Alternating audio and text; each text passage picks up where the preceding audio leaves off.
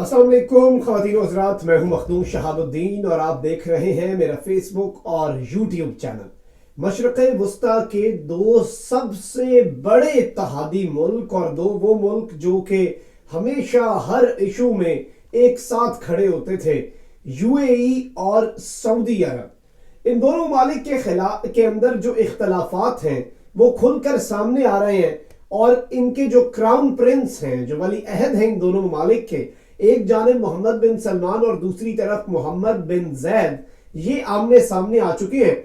اور محمد بن زید نے سعودی عرب کو اپنے مشیر کے ذریعے انتہائی اہم پیغام بھجوایا ہے، اور اس کے اوپر اب عالمی میڈیا جو ہے وہ بھی باتیں کر رہا ہے، اور ان کے درمیان بیسیکلی خارجہ پالیسی جو ہے اس کے حوالے سے بہت زیادہ اختلافات جو ہیں وہ سامنے آ چکے ہیں۔ ہم نے ایک بڑی ہی تفصیلی ویڈیو بنائی تھی، اور اس وقت لوگوں کو زیادہ سمجھ نہیں آ رہی تھی کہ آخر یہ کیا ہے، محمد بن زید اور محمد بن سلمان کے درمیان کا تنازع، یہ کیوں آپس میں لڑ رہے ہیں، کیوں ان کے درمیان اختلافات ہیں۔ اب وہ ساری چیزیں جو ہیں وہ آہستہ آہستہ انفولڈ ہو رہی ہیں اور کھل کر سامنے آ رہی ہیں۔ ان تمام تر چیزوں کے متعلق آج کی اس ویڈیو میں بتائیں گے۔ 4-5 چیزیں ہیں جو کہ محمد بن زید نے انتہائی چالاکی سے محمد بن سلمان سے کروائیں۔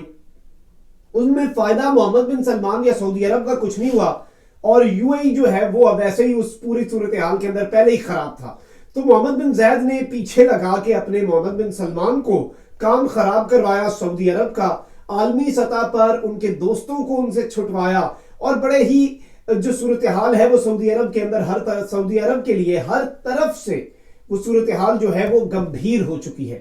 ان تمام تر چیزوں پر آج کی اس ویڈیو میں تفصیلی ڈسکشن کریں گے، لیکن اس سے پہلے اگر ابھی تک آپ نے اس چینل کو سبسکرائب نہیں کیا تو سبسکرائب بھی کر لیں، اور گھنٹی کے نشان کو بھی دبا دیں تاکہ آنے والی تمام تر جو ویڈیوز ہیں وہ آپ تک پہنچتی رہے، اور اسی طرح مکمل ایمانداری کے ساتھ حقائق پر مبنی سچی اور مستند خبریں میں اور میری ٹیم آپ کی خدمت میں پیش کرتے رہیں۔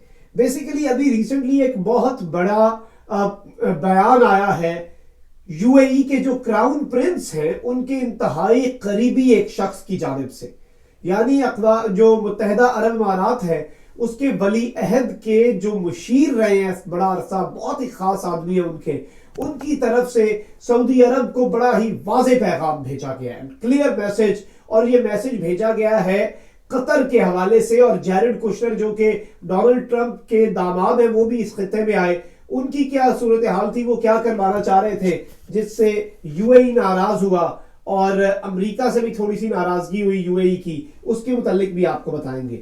اب کہانی کچھ اس طرح سے ہے کہ ان کے درمیان 4-5 چیزیں ہیں بڑی ہی زیادہ جن کے اوپر بہت بڑا اختلاف ہے، اس کے اوپر آئیں گے کہ وہ کیا پیغام بھیجا ہے یو اے ای کے ایڈوائزر نے۔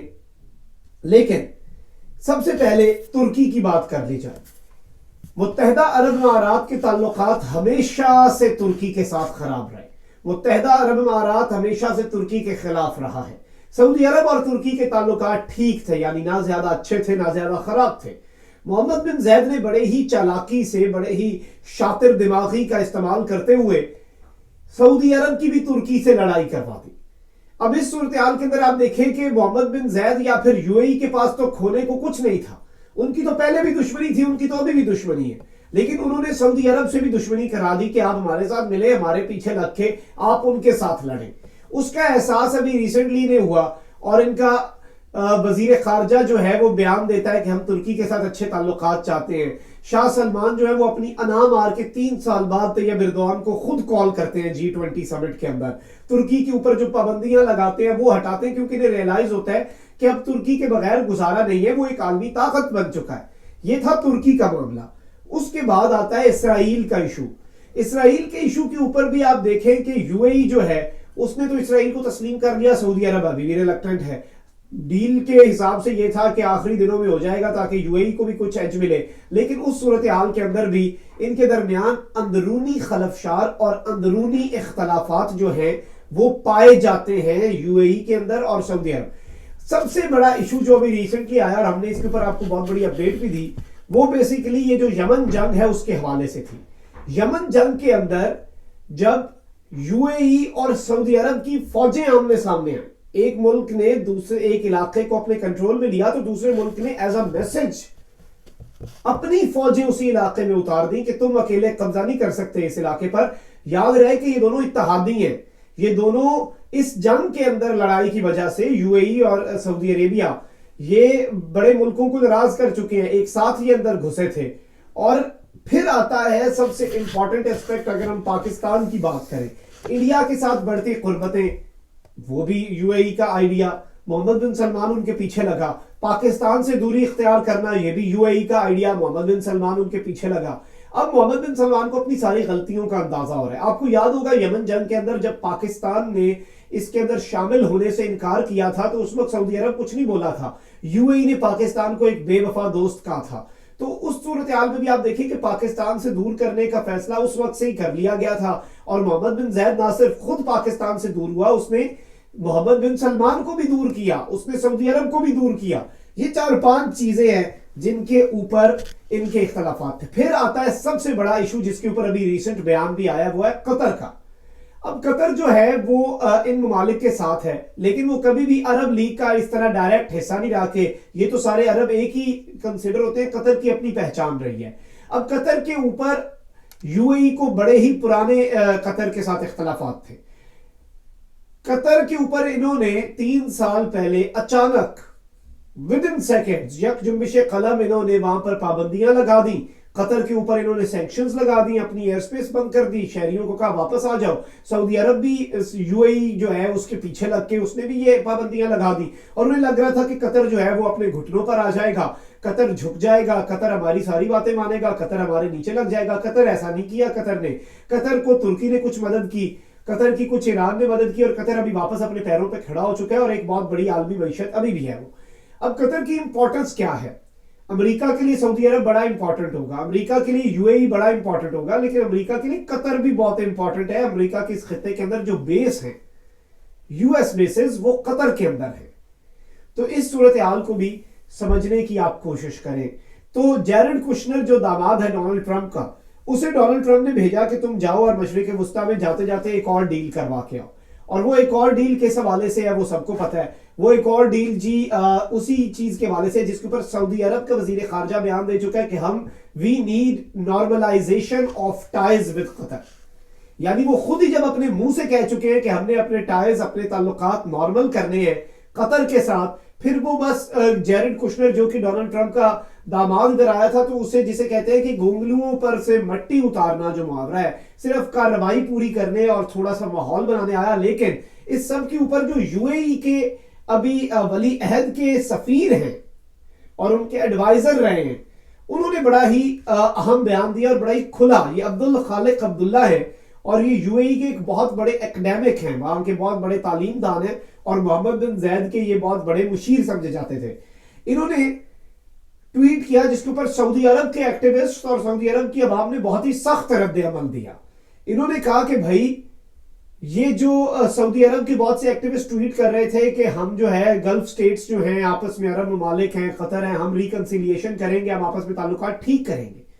انہوں نے کیا لکھ دیا؟ انہوں نے لکھا, یہ جو مشیر رہے ہیں, the train of reconciliation among Gulf states will not move on millimeter without prior knowledge and blessings of the UAE. یہ جو ٹرین چل رہی ہے نا آپ کی تعلقات ٹھیک کرنے کی, 1 ملی میٹر بھی آگے نہیں جا سکتی یو اے ای کی اجازت لیے بغیر. کوئی عرب ملک یہ نہیں کر سکتا.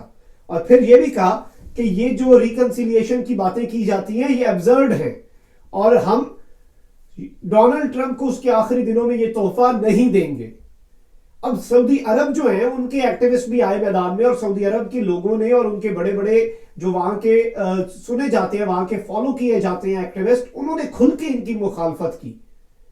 پہلے ایک نے تو یہ لکھا کہ جو مرضی ہو جائے, سعودیہ is the giant of east and decision maker of the Arabs. یہ دوسری طرف سے آیا ٹویٹ. آپ ذرا اس لینگویج کو سمجھیں کہ ان کی لڑائی ہو کیا رہی ہے, کس بات پہ ہو رہی ہے اور کس ایشو پہ ہو رہی ہے. یہ محمد بن زید کے جو مشیر ہے یہ کہتے ہیں کہ 1 ملی میٹر بھی تم لوگ اس ٹرین کو آگے نہیں بڑھا سکتے, یہ جو تعلقات بڑھانے کی ٹرین ہے, یہ تشبیہ دی انہوں نے ہماری اجازت کے بغیر. اور سعودیہ والے انہوں نے کیا جواب دیا ایکٹیوسٹ نے جنہیں محمد بن سلمان کا آشیرواد حاصل ہے؟ انہوں نے کیا کہا کہ بھائی سعودیہ is the giant of the Gulf of this east and we are the decision makers. ہم یہاں پر فیصلے کرتے ہیں, ہم ڈیسیژنز لیتے ہیں. تو اس صورتحال کے اندر ایک چیز بڑی واضح ہو چکی ہے جس کی ہم بڑے عرصے سے نشاندہی کر رہے ہیں کہ ان کے درمیان خلیج مختلف چیزوں پر گہری ہوتی جا رہی ہے, اور محمد بن سلمان جو ہے اسے بھی ریئلائز ہوتا جا رہا ہے کہ وہ آہستہ آہستہ اس چیز کو انڈرسٹینڈ کر رہا ہے کہ اس کے ساتھ ہوا کیا ہے محمد بن سلمان کے ساتھ, اور یو اے ای نے سعودی عرب سے کروایا کیا, اور وہ اپنی غلطیاں ٹھیک کرنے کی بھی بہت سی جگہوں پہ کوشش کر رہا ہے. چاہے آپ او آئی سی کا سمٹ دیکھیں, اس کے اندر انہوں نے کہا کہ چلیں کچھ پاکستان کے ساتھ ہم اپنے حالات ٹھیک کرتے ہیں, اور یو اے ای کو پھر اس پہ چپ کرنا پڑا.